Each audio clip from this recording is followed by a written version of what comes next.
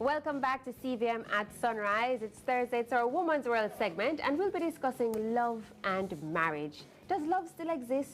Is marriage still as sacred and valuable? And in today's society. So this morning I'm joined by Anna Strachan, who is a musician and newlywed, as well as Sonia Winter, a licensed clinical psychologist, to understand the true meaning of love and the value of marriage. Welcome to CVM at Sunrise. Thank you. Good morning. Welcome, welcome, ladies. All right, Anna, I want to start with you. You're a newlywed, but you also went to counseling. But what was that like? Why did you decide that you needed some form of counseling before getting married? And whether it's marriage counseling or counseling for yourself? Well, I did have counseling for myself during my college years, and I grew up in the church, so it was always expected that if you decided to get married, that you would go through premarital counseling. Ah. Tammy, you're married 10 years. Did you get counseling? I did not.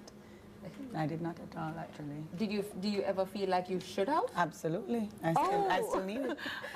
You still need some? The thing, well, being married 10 years for me has just pretty much, it's years. And so over the years, you grow, your partner grows, a lot of changes happen. I would actually suggest counseling even throughout your relationship. So premarital, during, to continue, just because things change, life happens, and you know, for example, as a woman, if you start having children, you know, that would be another aspect of the relationship that possibly will bring so many different things. And understanding what that means, you know, now separating yourself as a female, then being the mother, then being the wife, then being the friend and the cousin, and there's so many different hats that women wear. And so the value for counseling, I mean, I've had it not done professionally, but you know, older people or persons who you go to, and sometimes it's not necessarily always the best thing because people come from, I guess, where they come from. Exactly. So I'm sure the value of having professional support is pretty much what most couples need. Let me share this first of all. There are different types of premarital counseling. There are different types of counseling. Okay, so on the one hand, there's individual counseling when you're having certain personal challenges and you're undermining yourself, etc. And then in terms of premarital counseling, the church often offers a sort of pastoral premarital counseling, which speaks a lot about how the marriage should function within the doctrine of that particular church. And then there's a kind of counseling that I most often do, because I don't have pastoral skills. The kind of counseling, premarital counseling that I do, I really call psychoeducation. And what it is about human behavior. How the two human beings tend to change their behavior when they're now living in an intimate relationship. And what are the tools and skills that will ensure that they can, one, manage conflict in a way that brings them together, because there are certain ways to approach conflict so that it doesn't rupture the relationship, for instance, okay? So it's kind of educating them, giving them skills to make this relationship work. Right. You know, I like to think of it as, you know, when you get a new job, they give you an operating manual and a staff manual, and they tell you what's expected, what to do, where to go when you have this, and so on and so forth. And in a similar way, I like to share with couples a sort of operating manual to say, okay, if you're having, here's what's important. When things are going well, it's important to build on the friendship. And here are some tools to build a friendship, because it's important that the friendship is resilient, because you know there are going to be tough times. There are going to be tough times that will hit the relationship from outside the relationship, and there will be tensions that will grow within the relationship. And you need to have the friendship as a rock of the relationship to fall back on, almost like you're pulling on the goodwill that you've built up in your friendship to help you ride through those rocky waters, because they're sure to come. And unfortunately, what I often say to couples is the skills that you need to survive as an individual, say on the job, in the world, are very different skills from the ones that you need to survive when you're now half of a unit called a marriage. Very true. Okay, because what you do affects the other person, and it's to be aware of that and how to navigate that in a successful way. Before I get to Anna, being a newlywed, so you said there's no specific manual that you use to help persons to navigate through a marriage. I do have a manual. You have a manual that you have developed. No, I'm certified from an institute in the States called the Gottman Institute, and what they do is just research on couples. Right. Okay? Scientific research. So it's not anecdotal like, say, the older people who would be advising you. Okay? Right. It's a conceptual approach to dealing with marital relationships that is founded on tremendous research about how couples have succeeded and how couples have failed. So when Anna comes to you, you do an assessment of the individuals before? No, because it's psychoeducation. So it's like Anna is coming to school, and I hand her a syllabus, and I say, these are the things we're going to talk about. These are the things you can expect, okay? And this is how you're going to handle it. And in some cases, I remember I even gave Anna a script. I said, okay, Anna, you read this script. You're having a problem. Here's how you're going to deal with it. You ask these questions and these questions only. And her husband is Albert, and Albert would answer. And hopefully at the end of it, they've come to some better understanding of each other's point of view. Which we did. So tell us about that so what was process, the Anna, when you experience like? started going to the sessions and some of the things that were being unearthed and how you felt.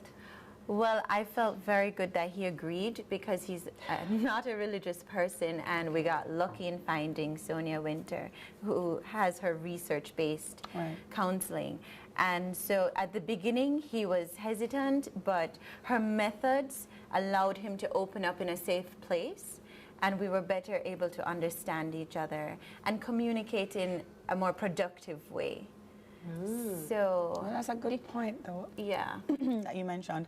So the fact that already going into the relationship, there was a difference in how you looked at stuff, the Yes. religious aspect of it. Yes. And so, you know, people come together from two different worlds many times, and have to now, as she mentioned, become half of something that you're not even interested in. And don't relate or to. don't relate to, and you're expecting each of us to get it. Yes, immediately. And you've not got it like Don't for you 20 odd understand years. me? You know, you've been living your life Understanding that. for over at least 15 years, unless you've met in high school, with doing one thing one way, and I'm now supposed to press a button, reset, and just get it. Yeah. So It was that's, difficult I for think, him. a And point. myself, I'm a strong-minded person, and I believe in myself. So it's good to have a mediator and someone who has the years of experience dealing with these things, or the knowledge, so that she can guide you in expressing yourself so that you don't hurt the partner in trying to get your point across. And fall into the pitfalls that may occur when you are receiving something that you don't like. Speaking of things you don't like, did you ever feel at a point that, you know, you want to just have your own individual session because you couldn't be as honest with your partner sitting beside you for those sessions at first? No, we have not had the problem of being honest with each other so far.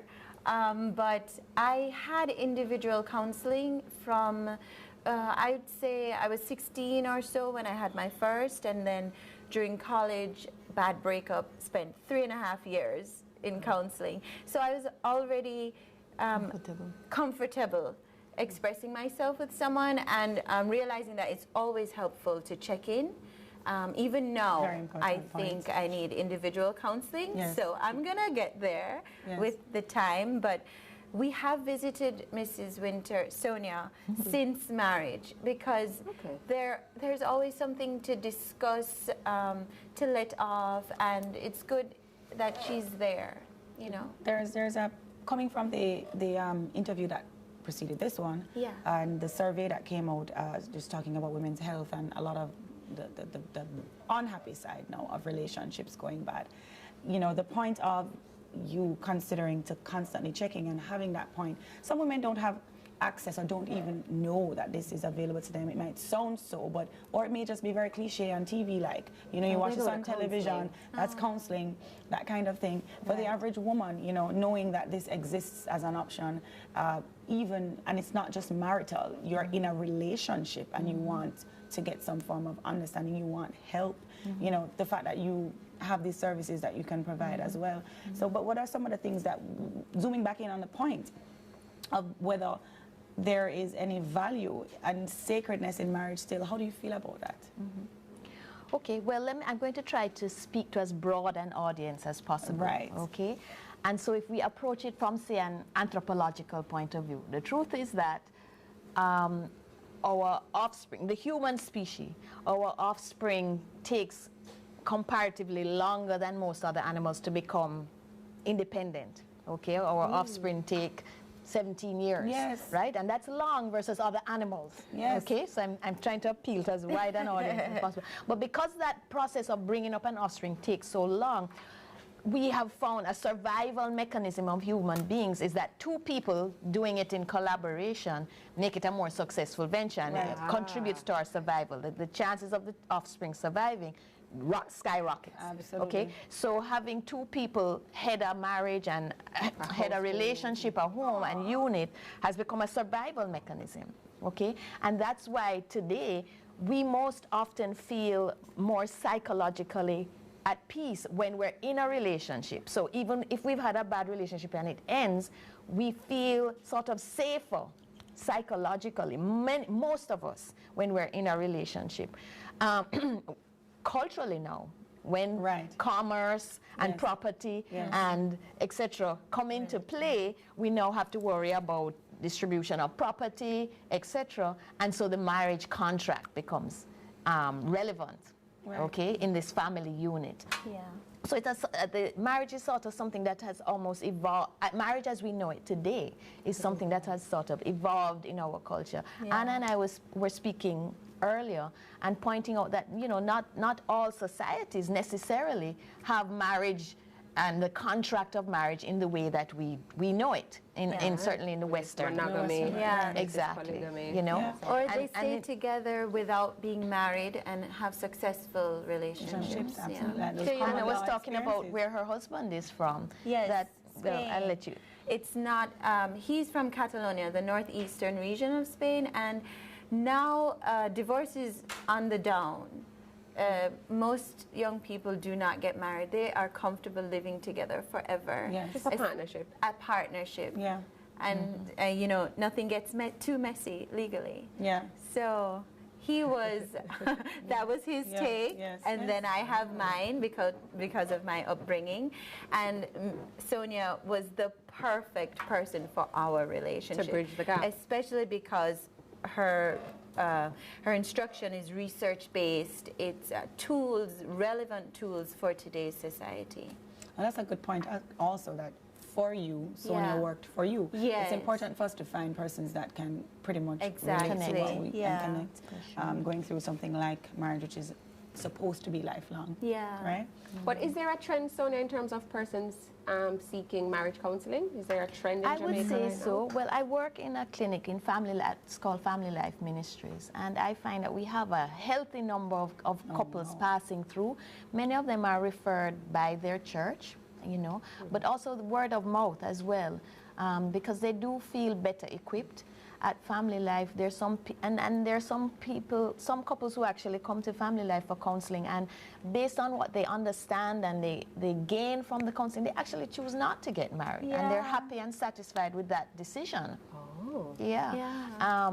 So I would say yes, it's on the rise, and thank goodness so. Yes. You know, because I think that, you know, the couple is sort of the unit that begins the family, and the families, as you know, begins the society. And to the Absolutely. extent that the couples are more successful, then we have a better base on which to raise children and to build a society that's a healthy one emotionally.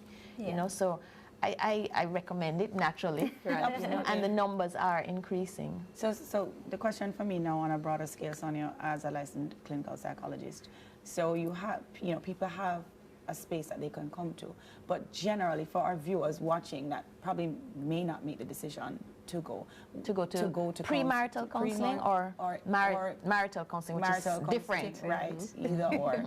What you know, just open the mindset of our viewers to understand, just importantly, the necessity behind such things. Okay, well, I know that there is still somewhat of a stigma around going to counseling. So once you say the word counseling, people start to think, yeah, something's wrong, and it's not with me. I meet a lot of couples where one person says, "I'm fine, fix her," sort of a thing. You know what I mean?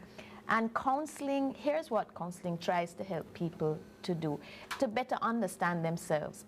And first of all, Self. Okay, Self. understanding So that the self can self first. present itself Okay, in the exactly, union. exactly. Because a lot of times our understanding of ourselves can be somewhat impaired because of our emotional state, for example, and we're not comfortable confronting our emotions, and that impairs, number one, our understanding of ourselves, and then how we communicate what's really happening. Okay. So that's where we begin, on helping people understand what are their own internal motivations, because that can get hidden as life takes over. Indeed. Okay, Yes. and then helping them understand each other, because quite often when I'm in the throes of an emotional storm, okay, quite often created by a relationship, the way that I communicate to you can easily be lost in translation, you know, and I can, because I'm hurting you, you can't hear the bigger message that I'm trying to say to you. Right. You can't hear through the emotion. Right. Okay, and so counseling tries to kind of slow that down a little bit. Okay, try to take the hurtful emotions out of it and help people understand themselves and explain, sort of mediate between the partners. Say, okay, this is what she's saying. Yes. Okay, but try to. But this is what she really means. Here's how you read between the lines of what your partner is saying, okay? That's so important. So improving the understanding. Improving the understanding, because it doesn't come naturally.